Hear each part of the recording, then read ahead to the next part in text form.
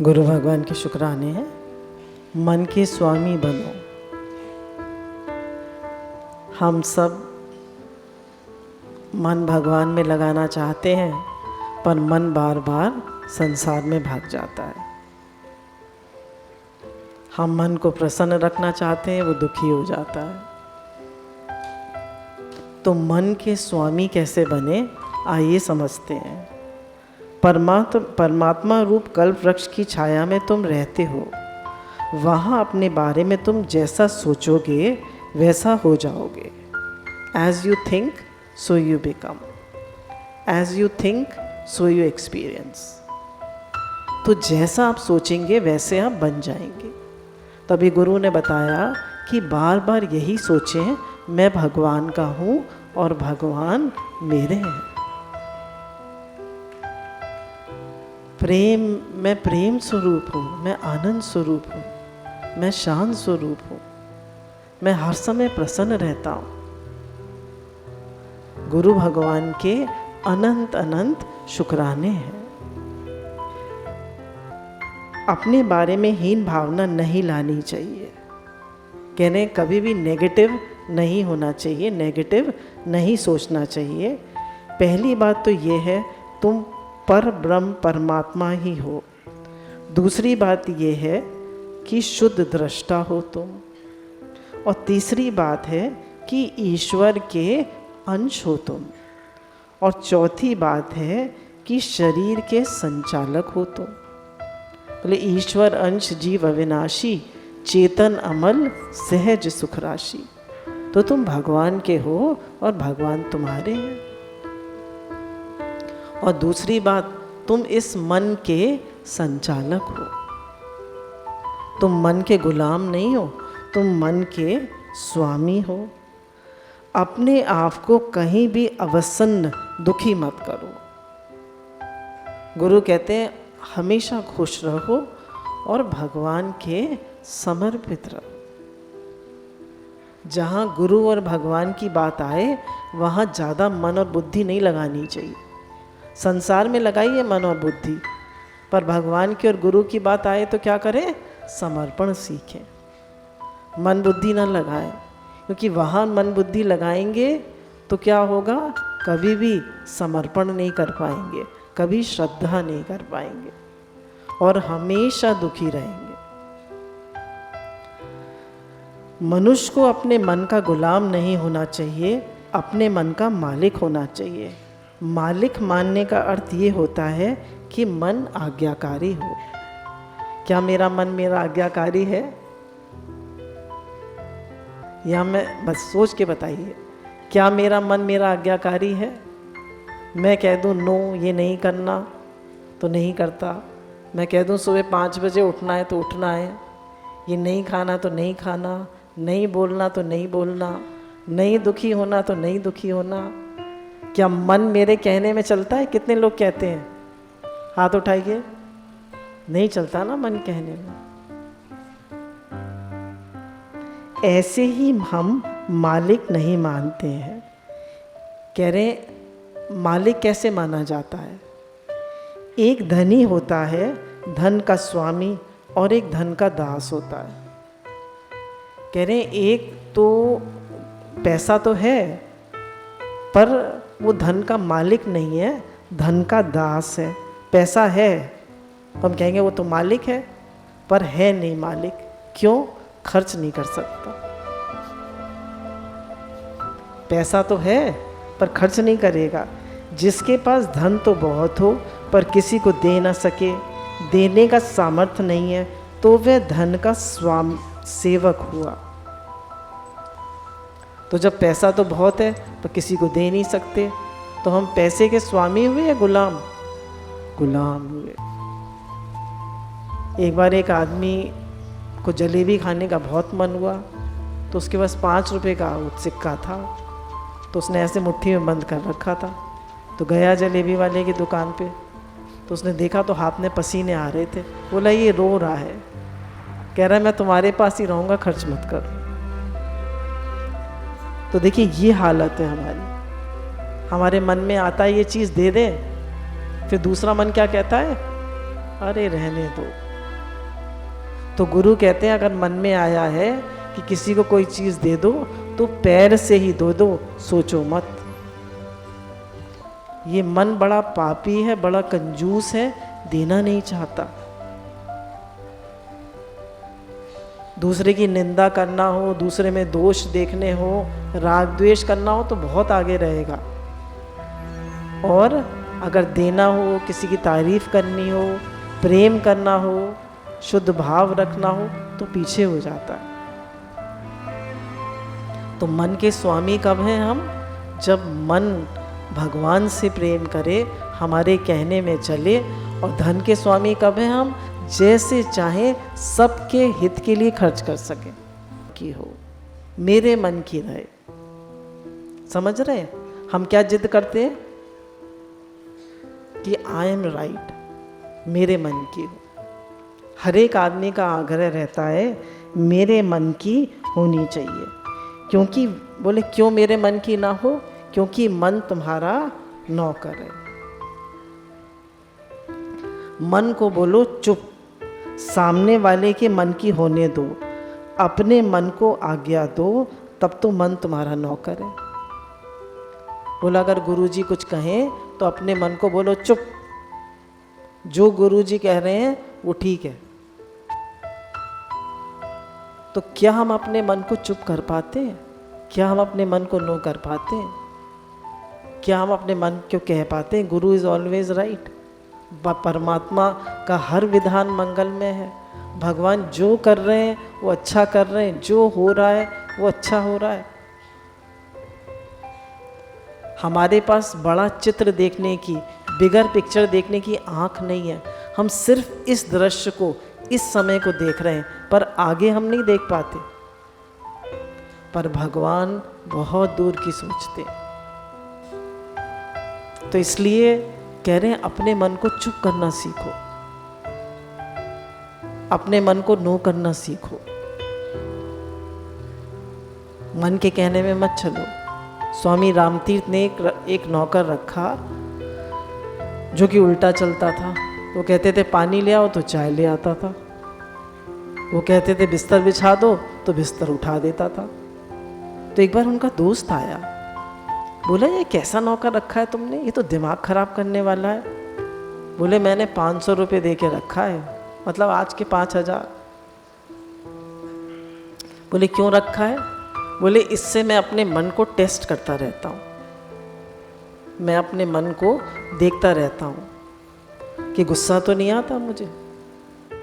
हम सबको उल्टा चलने वाले मिले नहीं घर में? हम सबको उल्टा चलने वाले नौकर मिले या नहीं? हाँ या ना? सबको मिले। तो क्या करें? लड़ें, झगड़ें, दुखी हो, या अपने मन को नो करना सीखें? अपने मन को नो करना सीखें। यदि तुम्हारा मन प्रबल हो उठा और तुम जिद कर बैठे कि नहीं आज तो हमारे मन की होगी, तो मन तुम्हारा नौकर नहीं रहा, तुम मन के नौकर हो गए। बोले जिस समय तुम जिद करते हो कि मेरे मन की हो, उस समय तुम मन के नौकर हो जाते हो, मन के गुलाम हो जाते हो। और तुम कौन हो? मन के स्वामी हो कि मन के गुलाम हो? मनुष्य माने कौन? मन का स्वामी।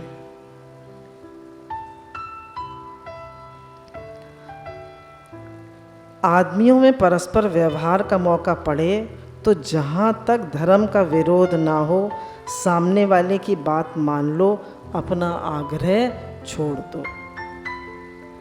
कह रहे हैं जहाँ तक धर्म का विरोध ना हो तब तक वहाँ तक क्या करो? सामने वाले की बात मान लो। जैसे आप कहें, जैसे कल कोई कह रहा था, हमारी कोई बात कहता है हमारे मुंह से फौरन निकलता है नहीं। जैसे खाने की टेबल पे बैठे कहेंगे ये चीज़ ले लो, नहीं, ये कर लो, नहीं। और धर्म क्या कहता है, गुरु क्या कहते हैं? जहाँ तक हो सामने वाले की बात मान लो। हाँ जी, कोई कुछ कह रहा है हाँ जी, तो क्या हम हाँ जी वाले हैं? क्या हम यस मैन हैं या हम हर समय नो मैन हैं? क्या हमारा मन आज्ञाकारी है? क्या हम गुरु की आज्ञा में, भगवान की आज्ञा में, जिनके साथ रहते हैं उनके साथ प्रेम से, भगवत भाव से, सब रूप में नारायण है, सब रूप में गोविंद है, रह पाते हैं?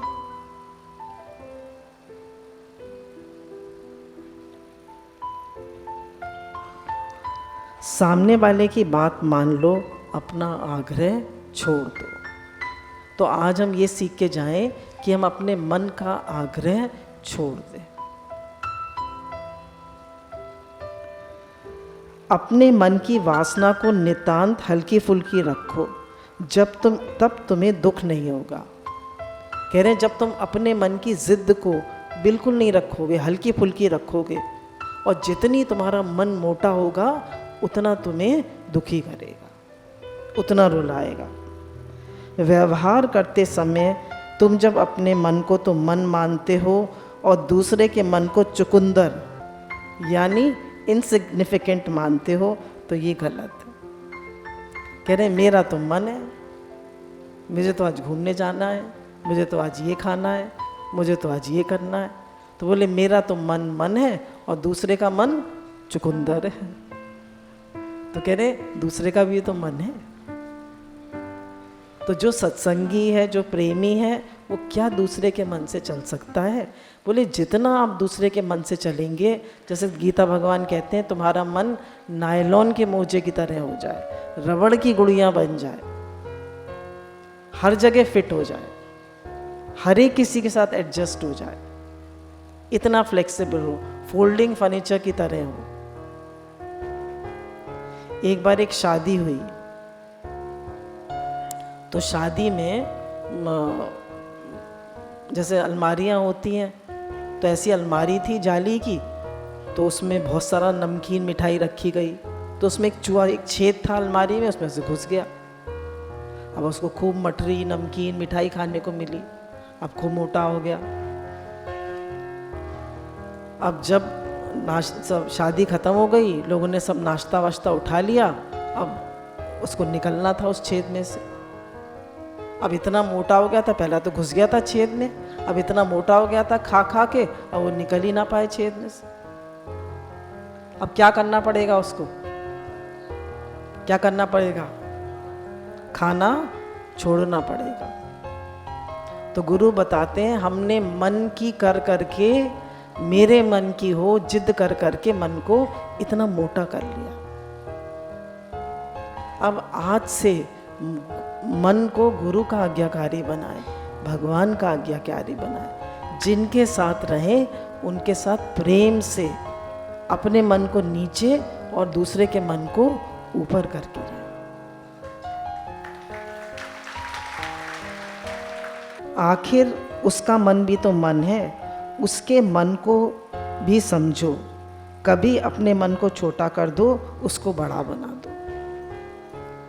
कह रहे ज़्यादातर क्या करिए, दूसरे के मन को बड़ा कर दीजिए और अपने मन को छोटा कर दीजिए। सास और बहू की क्यों लड़ाई होती है? अरे मैं सास हूँ, मैं बड़ी हूँ, सब चीज़ मेरे कहने से होनी चाहिए। क्यों इतना जेनरेशन गैप है? हर जगह लड़ाई क्यों है? आजकल इतना वायलेंस क्यों है? इतने डाइवोर्स क्यों है? इतनी अशांति क्यों है? पैसा तो बढ़ गया है, क्योंकि हर एक का मन बहुत मोटा हो गया है। तो जितना हम अपने मन को पतला करते जाएंगे, पतला करने का मन का तरीका क्या है? खूब नाम जप करिए, खूब भगवान से प्रेम बढ़ाइए, गुरु की आज्ञा में चलिए, सबके साथ एडजस्ट करके चलिए। आदर की परिपाटी में यह है कि तुमको कोई काम करना हो तो अपने घर वालों की सलाह से करो। कह रहे व्यवहार में क्या है, आदर क्या है कि जो काम करना है, कहीं जाना है, पूछ के करो, बता के करो। उसमें यदि तुम्हारा बड़ा नुकसान ना हो तो उन्हीं के मन की करो। अब हमारा मन तो है कि भाई हमारे भाई की शादी है, हम 51,000 का सामान दें। हमारे पति कहते हैं इतना नहीं हो जाएगा, 31 का दे दो। तो हम अपनी चलाएं या पति की होने दें? पति की होने दें। हमारा मन तो है जाने का, पर इस समय नहीं है सबूलियत। वो कह रहे नहीं तो नहीं। तो कह रहे हैं हर जगह अपने मन को नो करना सीखो और भगवान को, गुरु को यस करना सीखो। तुम्हारे साथ दुराग्रही रूपी एक भूत लगा हुआ है जो कभी कभी तुम्हें बिगाड़ देता है, अतएव सावधान रहना चाहिए। जिस दिन ये अपने मन की जिद रखने को कहे उसी दिन ज़रूर ही दूसरे की मन माननी चाहिए। कह रहे हैं जिस दिन तुम्हारा मन अपनी जिद रखने को कहे उस दिन जरूर, इस बात को याद रखिएगा, उस दिन जरूर दूसरे के मन की करो।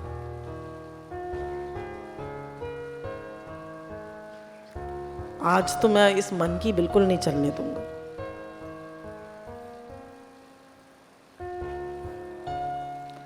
दूसरे के मन के साथ अपने मन को मिलाओ तो वह तुम्हारे लिए अमृत हो जाएगा। कह रहे हैं जब तुम दूसरे के मन के साथ अपना मन मिलाना सीख जाओगे तो ये अमृत हो जाएगा, विष नहीं होगा, दवा हो जाएगा।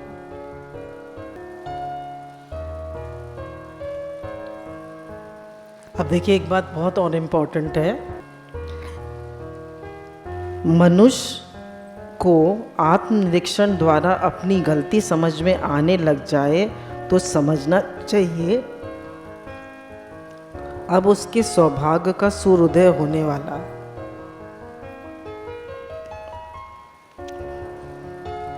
और मार्ग में विलंब नहीं है। कह रहे हैं हमें अपनी गलती समझ में आने लगे, हमें लगे कि मेरी गलती थी।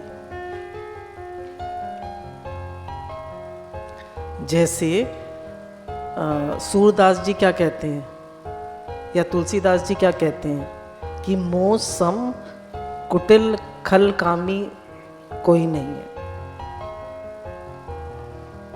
हर संत क्या कहता है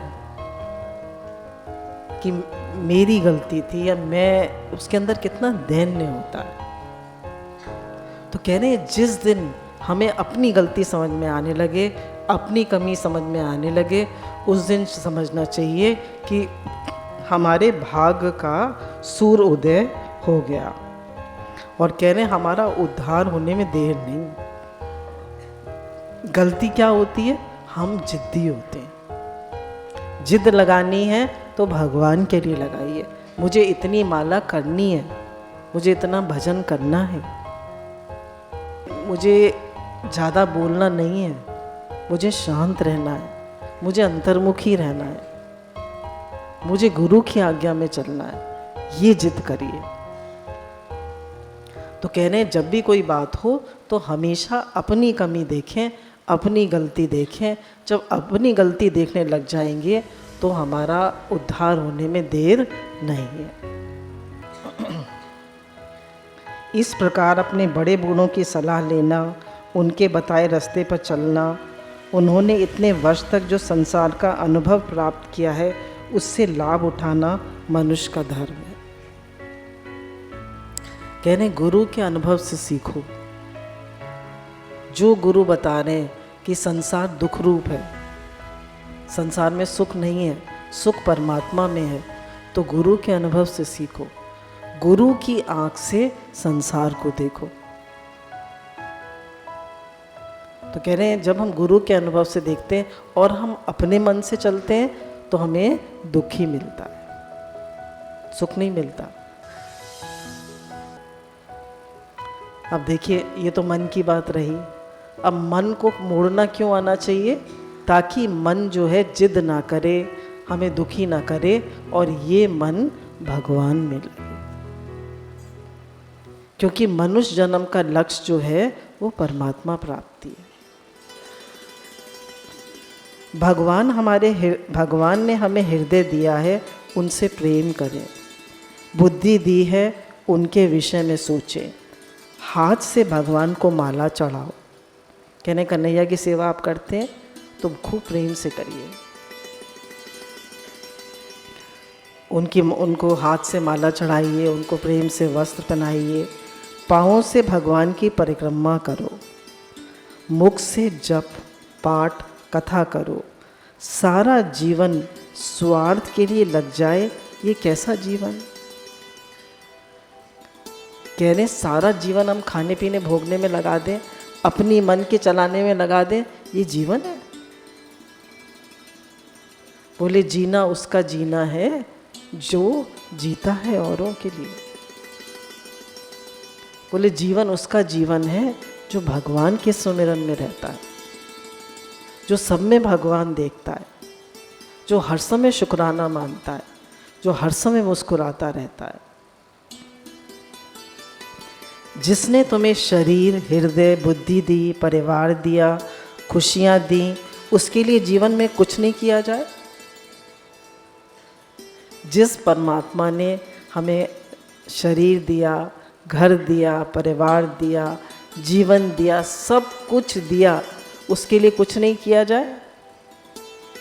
उसका सुमिरन किया जाए, नाम जप किया जाए, उसे याद किया जाए या उसे भूल जाया जाए? तो बोले हर पल गुरु का, भगवान का शुक्राना माने, हर पल सुमिरन करें और थोड़ी थोड़ी देर में कहते रहें, हे नाथ मैं आपको कभी भूलूं नहीं, हे नाथ मैं आपका हूँ, आप मेरे हो, हे नाथ, हे प्रभु, आप मुझे प्यारे लगे, आप ही मेरे प्राणनाथ हो, आप ही प्रियतम हो, आप ही मेरे हृदय के स्वामी हो, प्रभु सब कुछ आप हो।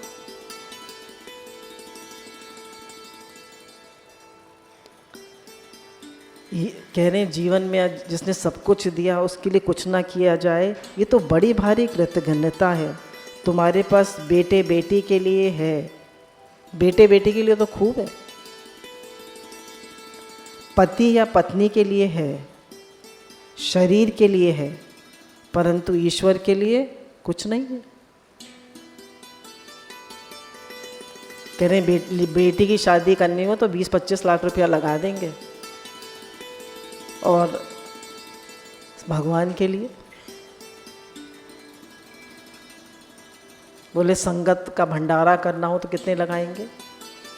एक स्त्री जो थी उसके पास 5 लाख रुपए थे, तो जब उसका शरीर शांत होता है तो अपने बेटे से कहती है कि बेटे 4 लाख रुपए नहीं, 4 लाख रुपए तो तेरे लिए हैं और 1 लाख रुपए अपनी बहन को दे देना और 5 रुपए गुरुजी के आश्रम में दे देना। तो गुरुजी के लिए कितने? 5 रुपए। तो देखिए हमारा मन गुरुजी के लिए मतलब भगवान के लिए। तो कह रहे हैं जिस परमात्मा ने सब कुछ दिया, सब कुछ दिया, क्या हम उसके लिए कुछ नहीं करेंगे? यह भोक्ताइन दे नदी के कारागार पर बैठा है, आग लग गई तब कुआं खोदने लग जाना समझदारी नहीं है।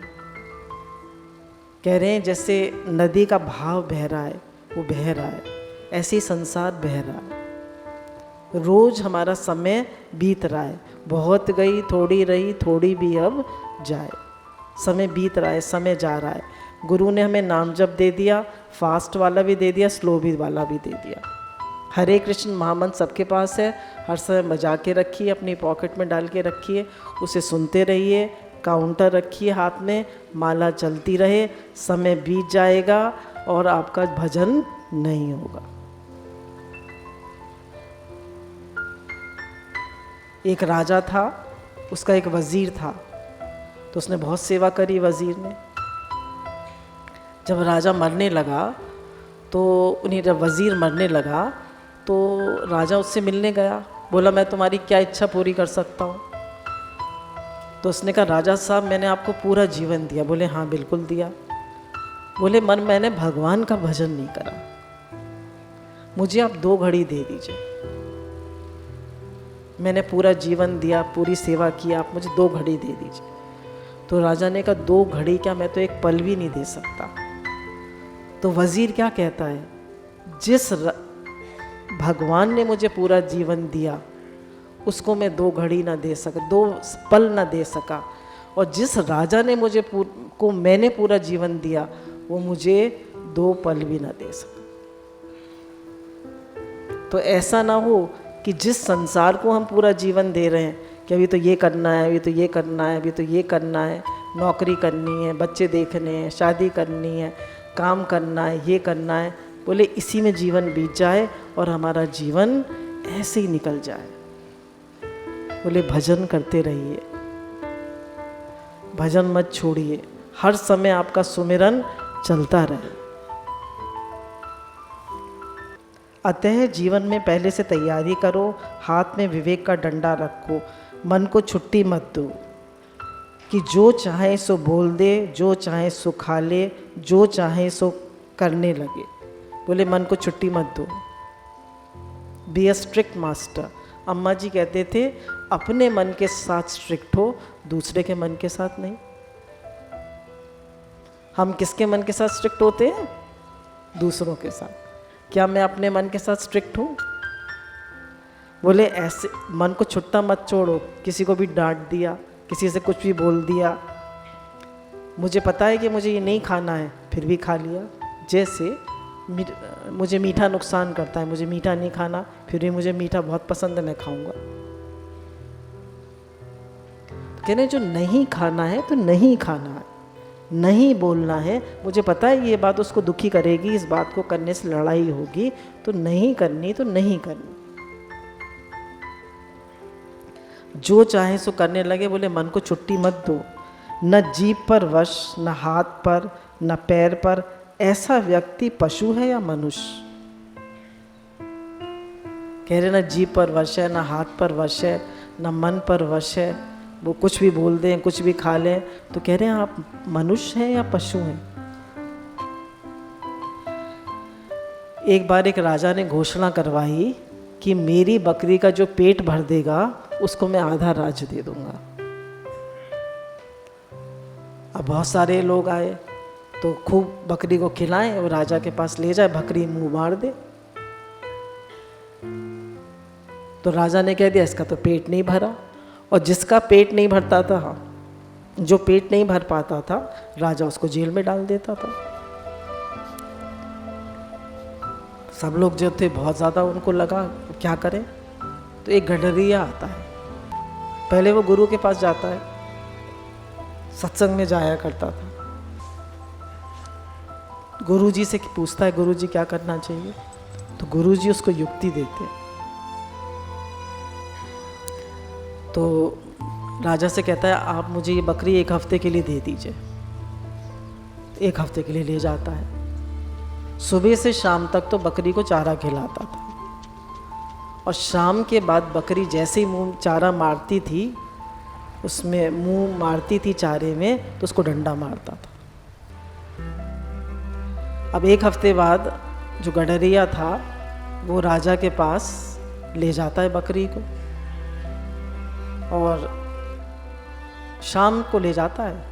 पहले सुबह भर खिला देता है, शाम को ले जाता है, और राजा जैसे ही चारा करते, डंडा हाथ में था उसके, जैसे ही राजा चारा उसके सामने करते हैं तो बकरी ऐसे कर लेती है। फिर राजा और दिखाते हैं तो बकरी मुंह ऐसे कर लेती है, फिर दिखाते हैं ऐसे तो फिर ऐसे कर लेती है। राजा को बड़ा ताज्जुब होता है, कहते हैं अरे ये तुमने क्या किया, ये जादू कैसे किया? तो कहता है सरकार मैंने इसको ट्रेन किया है, इसको मैं आधे टाइम खिलाता था और आधे टाइम इसको डंडा लगता था इसके। तो राजा ने ऐलान किया था कि जो इस बकरी का पेट भर देगा उसको मैं आधा राज। 2 पैर दिखाई दिए। तो गुरुजी के पास गया, बोला गुरुजी मुझे सपने में 2 पैर दिखाई दिए। बोले एक बेटा तुम्हारा है और एक भगवान का है। फिर उसके बाद थोड़े दिन बाद बहुत तकलीफ आई, परेशानी आई बहुत, तो देखता है एक ही पैर दिखाई दे रहा है। तो गुरुजी के पास फिर जाता है, कहता है लगता है गुरुजी भगवान ने भी मुझे छोड़ दिया, बहुत रोने लगता है। तो गुरुजी कहते नहीं भगवान ने तुम्हें नहीं छोड़ा, भगवान ने तुम्हें गोदी में उठा रखा है। तो जब भी दुख आता है तो हमारे पाप कटते हैं, हमारे कर्म कटते हैं, हमारा अहंकार नीवा होता है। हमको पता नहीं है हमको कितना अहंकार है। तो जब भी हमारी मन की ना हो तो उसका समझ लीजिए हमारा अहंकार गुरु नीवा कर रहे हैं। तो कह रहे हैं हर बात में भगवान की कृपा को, गुरु की कृपा को देखिए। जीवन भगवान के लिए बन जाता है तब भक्ति होती है। एक है जो रात दिन तुम्हारी रक्षा के लिए सावधान रहता है, उस ईश्वर को देखो। कह रहे हैं उस भगवान की तरफ देखो जो रात दिन तुम्हें श्वास दे रहा है, रात दिन तुम्हारी दिल को धड़का रहा है, रात दिन तुम्हारा खाना पचा रहा है, उसकी तरफ देखो। पैसे के स्थान पर ईश्वर को चाहो। पैसा तो प्रारब्ध से मिलता है। कह रहे पैसा बड़ा या भगवान, पैसा या प्यार, पैसा या प्यार तो भगवान से प्रेम करिए, प्यार करिए। पैसे को इतना महत्व मत दीजिए, उसको सिर पर मत चढ़ाइए। जैसा स्वाद कामी को कामनियों या लोभी को धन में आता है, वैसे ही स्वाद जब भगवान में आए तब भक्ति। कह रहे हैं जैसे कामी को कामनी में आता है, जैसे बहुत जिसको भोजन का शौक हो उसको जीभ की में स्वाद आता है, बोला वैसा ही आपको भगवान से प्रेम हो आपको। अतः समझदारी से आप हृदय में भगवान को भरो, संसार हृदय में प्रवेश नहीं करेगा। कह रहे हैं जब भगवान को भरोगे, भगवान को भरने का क्या तरीका है, नाम जप करिए। एक बार एक संत थे तो वो नाम जप कर रहे थे, तो उनके पास मृत्यु आई। काली छाया दिखाई दी उनको, काली छाया चक्कर काट रही थी। तो उन्होंने पूछा तुम क्या चाहती हो, तुम कौन हो? तो बोले मैं तुम्हारी मृत्यु हूँ। बोला ले जाओ, ले जाना है तो। बोला ये माला तुम जप रहे हो छोड़ दो। बोला ये तो नहीं छोड़ूंगा। तो चक्कर काटती रही, बोली माला छोड़ दो। बोला माला तो नहीं छोड़ूंगा। मृत्यु कुछ नहीं बिगाड़ पाई और उन्होंने माला नहीं छोड़ी। गुरुजी के पास गए, गुरुजी से पूछा तो गुरुजी ने कहा कि तुम्हारी मृत्यु आई थी पर वो समय टल गया, तुम्हें भजन के लिए और समय मिल गया। बोले आप माला हाथ में रखिए, काउंटर रखिए, कभी नहीं भी कर रहे हैं तो वो क्या देखेंगे, भगवान क्या देखेंगे, हो सकता है भी करना शुरू कर दे, हो सकता है, तो हम क्या करेंगे। आपके हाथ में माला होगी, सुमिरनी होगी, काउंटर होगी, तो याद तो आती रही। कलयुग नाम आधारा, सुमिर सुमिर नर उतरई पारा। ज्यों ही हृदय भगवान से जुड़ा त्यों ही राग देश छूटा। तब क्षण क्षण में कण कण में भगवान दिखने लगता है। कह रहे हैं जैसे ही राग द्वेष छूटता है। भक्ति में सबसे बड़ी बाधा क्या है, राग द्वेष। बोले नाम जप भी करिए, भगवान को याद भी करिए और साथ में राग द्वेष मत करिए, किसी की निंदा मत करिए, किसी के दोष मत देखिए।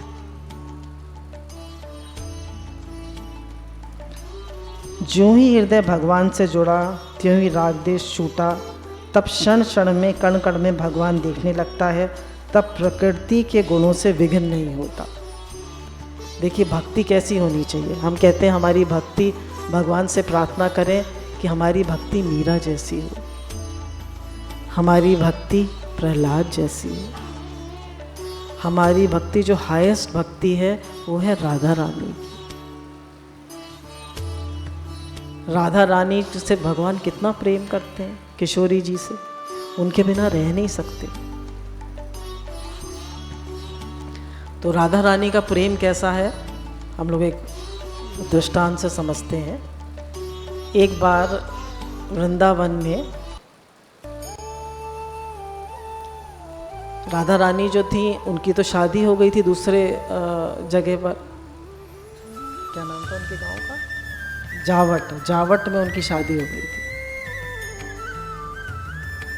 तो वो इनसे मिलने आया करती थी कृष्ण भगवान से और बहुत प्रेम था उनका। वो तो जन्म से ही उनका प्रेम था, पर लीला भगवान ने ऐसी बनाई थी। तो कुछ स्त्रियां थीं वो राधा रानी के लिए कुछ कुछ कहा करती थी। तो एक जो थी उसमें से जवान थी, तो वो कहती है कि राधा रानी के लिए कुछ कुछ मतलब अपशब्द कहती है, उनकी बुराई करती है। और एक वृद्धा भी थी, वो भी कुछ कुछ कहती थी, और थोड़ी थोड़ी लोग चर्चा अफवाह करने लगे। तो नारद मुनि आए भगवान कृष्ण के पास कि ऐसे ऐसे राधा रानी के लिए लोग कुछ कुछ कह रहे हैं। तो जब उन्होंने सुना कन्हैया ने, तो वो अपने रतन जड़ित आंगन में खेल रहे थे, एकदम जो है बेहोश हो जाते हैं। अब जैसे ही बेहोश होके गिर पड़े तो एकदम यशोदा मैया चिल्लाई, हाय मेरे लाला को क्या हुआ, हाय मेरे लाला को क्या हुआ। नंद बाबा भी आए, जोर से बुखार और बहुत तेज़ नब्ज़ चल रही है, क्या करें, कुछ समझ में नहीं आ रहा क्या करें। तो एक वैद्य को बुलाया गया। वैद्य भी कौन बने थे, भगवान ही बने थे। तो वो एक कलसी लाते हैं, भगवान एक कलसी, वैद्य एक कलसी लाता है और भगवान की एक लट काटता है, बाल की एक लट काटता है, और उसमें से एक एक बाल को निकाल के पहले कलसी में छेद करता है, और फिर कलसी में से एक एक बाल को निकाल के बहुत लंबी सी बाल की एक वो बजा लेता है। ऐसे बालों को जोड़ जोड़ के भगवान के एक लंबी सा बाल का तार जैसा बना लेता है, और फिर यमुना किनारे जाता है और कहता है उसको एक जोड़, उसका एक किनारा एक बाल का एक जो इधर रखता है, दूसरा किनारा उधर रखता है, और कहता है जो इसको 3 बार पार कर लेगा और इस कलसी में जिसमें छेद है इससे पानी भर के लाएगा और कन्हैया के ऊपर छिड़केगा तो कन्हैया ठीक हो जाएंगे।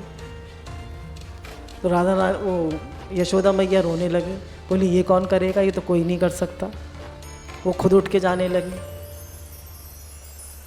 तो वैद्य कहता है कि कोई अगर पूरा कन्हैया से प्रेम करता होगा, पूरी प्रतिव्रता होगी, पूरी भगवान की भक्त होगी, तो वो कर सकती है। तो सबने कहा, जो वो बहुत कहती थी मैं पतिव्रता हूँ, जो स्त्री कहती थी, उससे कहा कि तुम चलो, जो जवान थी, तो वो गई चलने के लिए। तो जैसे ही उसने पैर रखा वो टूट गया और वो छप से जाके यमुना जी में गिरी, जो बोली बचाओ बचाओ बचाओ। तो सब लोग, मल्लाह ने जल्दी जल्दी उसको निकाला, बचाया। फिर वृद्धा स्त्री आई, वो चली, वो भी छप से गिर गई। अब यशोदा मैया फिर रोने लगी, बोली वैद्य जी से बोले आप देखिए कैसे हो, आप तो सब जानते हैं। तो वो ध्यान करते हैं, कहते हैं राधा नाम की एक गोपी है, उसको बुलाओ। तो जैसी राधा रानी आती हैं, एकदम सब जगह प्रकाश ही प्रकाश हो जाता है। सबसे पहले वो यमुना जी को प्रणाम करती हैं, बाल के आगे जहाँ वो पुल था जो बाल का बनाया था उसको सर नवाती हैं, कन्हैया को याद करती हैं, भगवान को याद करती हैं, कन्हैया को याद करती हैं, और फिर उस पर धीरे धीरे चलना शुरू करती हैं। 3 बार उसको पार करती हैं और कलसी जो थी जिसमें छेद थे उसमें जल भरती हैं और लेकर कन्हैया के पास पहुंच जाती हैं और कन्हैया के ऊपर छिड़कती हैं और कन्हैया एकदम खिलखिलाकर हंसने लगते हैं। बोलिए सच्चिदानंद भगवान की जय। तो दिखाया है कि अगर कोई भगवान की भक्ति करे तो उसमें इतनी शक्ति आ जाती है, इतनी शक्ति आ जाती है कि बाल जैसे पुल पे से भी पार उतर जाए, छेद वाली कलसी में भी जल भर ले। ये किसी पुराण में है, ये जो भागवत हम लोग आजकल पढ़ रहे हैं उसमें दृष्टांत था। तो बताया कितनी भी नेगेटिव सिचुएशन हो, कितने भी भारी से भारी दुख हो, भक्त को कुछ नहीं लगता। कहेगा क्या करेगा आंधी तूफान, जब पल में खड़ा है भगवान, क्या करेगा आंधी और तूफान। तो भगवान हमें सब कुछ देते हैं, सब कुछ, वो सब कुछ हमारे लिए करने, हमें क्या सोचने की जरूरत है। एक बार यशोदा मैया जो थी, रोज आके गोपियाँ उनसे शिकायत करती थी कि इसने हमारा माखन खा लिया, इसने हमारी मटकी फोड़ दी, ये हमें तंग करता है। तो यशोदा मैया तंग आ गई। यशोदा मैया ने कहा आज नहीं छोड़ूंगी इसे। तो उन्होंने क्या किया, एक छड़ी उठाई और भागी मारने के लिए कन्हैया को। अब कन्हैया आगे आगे और मैया पीछे पीछे। कन्हैया गोकुल की गलियों में भाग रहे हैं। और जैसे एक मोड़ आया तो उन्होंने क्या किया, एक कुम्हार का घर था तो कुम्हार के घर में घुस गए और कुम्हार से कहते हैं कि मुझे कहीं छुपा दो। इस दृष्टांत से हम सीखेंगे भगवान सब कुछ देते हैं, सब कुछ। मुझे कहीं छुपा दो। तो कुम्हार कहता है कि कहाँ छुपाऊँ, तो जल्दी से वही घड़ा था बहुत बड़ा सा, उसके नीचे छुपा देता है। मैया आती है, यहाँ कन्हैया आया, यहाँ कन्हैया आया। बोले नहीं, कन्हैया तो नहीं आया। वो सब तरफ घूम के देखती हैं, चली जाती हैं। अब कन्हैया कहते हैं कुम्हार से, अब मुझे निकालो तो। कहता है ऐसे नहीं निकालूंगा। तो बोले कैसे निकालोगे? बोले पहले मुझे ये वरदान दो कि मुझे 84 के चक्कर से तुम छुड़ाओगे। तो कहता है अच्छा छुड़ाया तो मैं 84 के चक्कर से। बोला अब तो निकालो। बोला अब भी नहीं निकालूंगा। बोले अब क्या चाहिए? बोला मेरे पूरे परिवार को 84 के चक्कर से छुड़ाओ। फिर बोला अब तो निकालो। बोला अभी नहीं निकालूंगा। बोला अब क्या चाहिए? बोले जितने बैल और जितने गधे मिट्टी लाद के लाते हैं, बैल जो हैं वो उसको करते हैं, सेवा करते हैं, उन सबको मुक्ति दो। कन्हैया ने कहा चलो उन सबको भी मुक्ति दी। बोले अब तो निकालो। बोला अभी नहीं। बोले अब क्या चाहिए? बोले जिस गोकुल की वृंदावन की भूमि पे मैं खड़ा हूँ सबको मुक्ति मिले। तो गुरु क्या कहते हैं? सबको मुक्ति मिले, सब आनंद में रहें, सबका दुख दूर हो, सबका जीवन सफल हो। तो फिर वो कन्हैया, जो कुम्हार होता है वो घड़ा उठा देता है और कन्हैया को निकाल देता है। तो कन्हैया और कुम्हार जो है कन्हैया को हृदय से लगा लेता है और इतना रोता है कि कन्हैया से मिलकर पिघलकर कोई उन्हीं के हृदय में समा जाता है।